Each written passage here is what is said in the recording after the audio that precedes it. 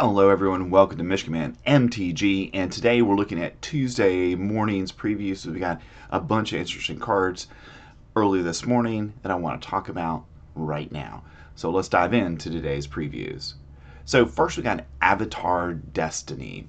For 2 and 2 green mana, you get an enchantment, that's an aura, and you get to enchant creature you control. An enchanted creature gets +1/+1 for each creature card in your graveyard and is an avatar in addition to its other types.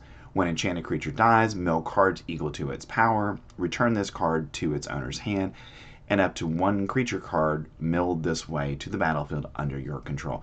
So this is an incredibly powerful card. That recursive nature of it, where you automatically get it back when the creature dies and you get to do it again, is going to be an incredibly powerful ability. We've already got solid graveyard decks currently in Standard, and I think this is just going to help make those decks even more powerful. So I think we're going to end up having to have a lot of graveyard hate directly in main decks, possibly, certainly in sideboards, to stop cards like this from dominating the format. Next, we've got Fire Nation Palace. It's a land, and this land enters tapped unless you control a basic land. It taps for red mana, and for 1 and a red mana, you can tap it, and target creature you control gains Firebending 4 until end of turn. So this is, in my mind, the best land we've seen from the set so far. We're trying to figure out how to make the Firebending stuff work. Has been a question.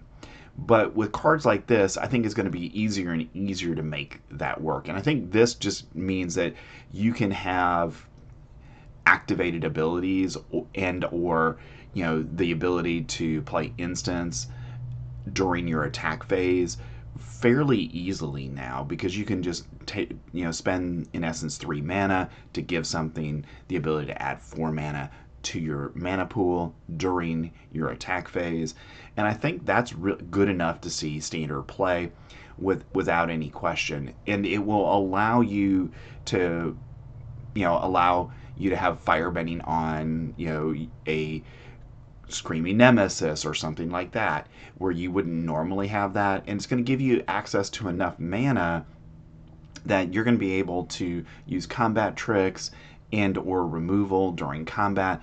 That'll, I think, really is going to have an interesting impact on the overall game. And obviously we've got the exhaust cards that we've seen from Avatar, The Last Airbender set, plus we also have all those that go back to Ether Drift. So I think we're going to have a very, very interesting deck built around Firebending. Next, we've got Jasmine Dragon Tea Shop. It's a land. It taps for colorless mana, and you can tap it to add 1 mana of any color, spend this mana only to cast an ally spell, or activate an ability of an ally source. And for 5 mana, you can create a 1/1 white ally creature token. So the 5 mana to create a 1/1 isn't a great ability, but in the late game, it may be relevant to you. But the nice thing here is you can have an ally deck, and you can have another source that will create a mana of any color you want. And I think that's going to be relevant in limited, certainly, but probably also in Standard if we have a true ally deck. We obviously have Cavern of Souls still in the format, so we've got a bunch of things that help make it easier to cast spells that are of the same type, and I think this is just another card that's going to help that kind of strategy. Next, we've got the Earth King. For 3 and a green mana, you get a legendary creature that's a human noble ally. He's a 2/2, and when the Earth King enters the battlefield, create a 4/4 green bear creature token. And whenever 1 or more creatures you control with power 4 or greater attacks, search your library for up to that many basic land cards, put them onto the battlefield tapped, and then shuffle. So if you can't kill the Earth King the turn it comes into play, you're going to be able to, for the most part, probably clear your deck out of lands within a couple of turns. because this is a bonkers ability on the card where you probably on turn 3 are casting something that has 4 power, and we have the Teamer Battle Crier deck already in Standard, and I think this just fits right into that deck. Where we got yesterday, we got a 4/3 for 2 mana in red, so we got that card plus all the other really quality 4 power cards in Standard already. And now you get a really big payoff, not only the mana reduction cost on those things, but now we're going to give you a lot of basic lands for being able to simply play the things that you want to play. And I think that is going to be really, really powerful in Standard. It'll be interesting to build around the Earth King. Next, we've got Earth Kingdom Jailer for 2 and a white mana. You get a human soldier ally. That's a 3/3. And when this creature enters the battlefield, exile up to 1 target artifact, creature, or enchantment an opponent controls with mana value 3 or greater until this creature leaves the battlefield. So we've seen cards like this in white over the last 5 years. They tend to always be playable. And the fact that this is a 3/3 rather than a 2/2, I think helps. Now, the downside of it is you can't take out the 1 and 2 mana things that you might want to take out with this. But I don't think the requirement of it being 3 mana value or greater is any really limitation to use this. So if you're playing an ally deck, you're playing a soldier deck or a human deck, I think this is a card that certainly easily slips into that deck as a card that gives you some removal in those games. Next, we've got Cruel Administrator for 3, a black and a red mana. You get a human soldier. That's a 5/4 with raid.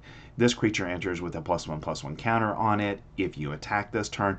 So you're probably going to be, a 6/5 here probably when it comes into play. And when this creature attacks, create a 2/2 red soldier creature token with Firebending 1.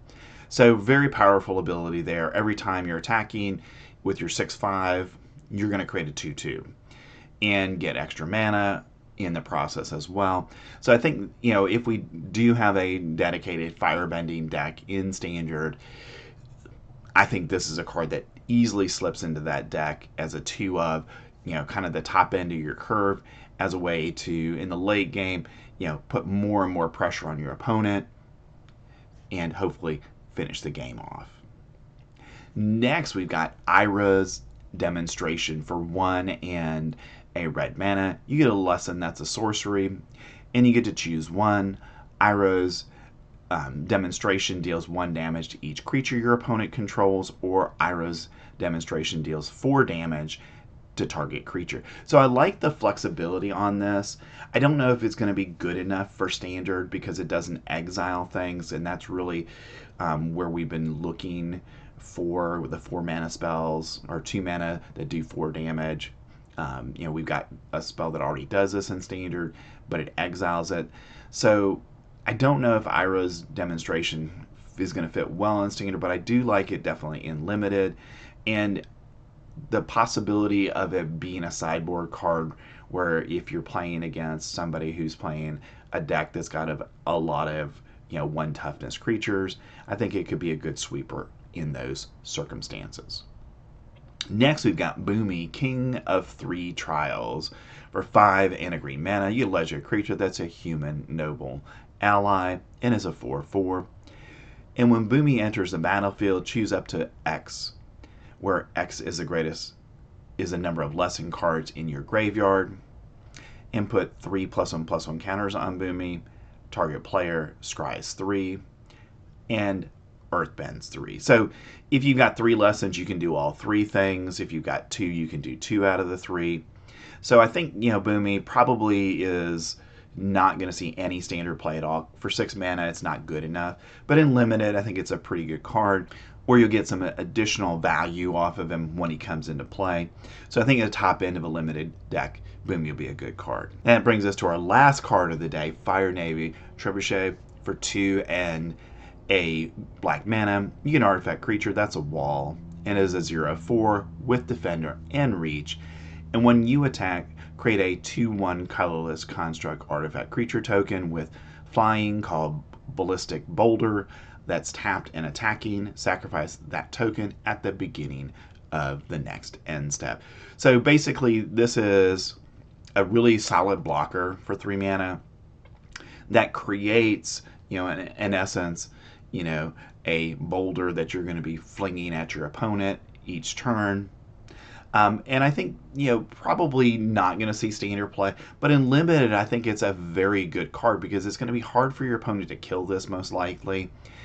And turn after turn after turn, you're going to be able to do, in essence, 2 damage to them, assuming they don't have creatures with flying. And even if they do, they block it. If they can't kill it, if they don't kill Fire Navy Trebuchet, then they're going to have to do it again the next turn.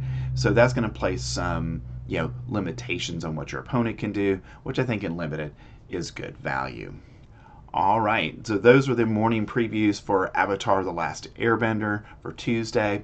Very good cards we saw today in this preview video. I think most of them have a chance to see standard play, and they seem to fit into specific decks. And I think because of that, we're going to see a lot of these cards in standard. Thanks for staying to the end of the video. Remember to do all the YouTube stuff, like and subscribe, and I will see you in the next one.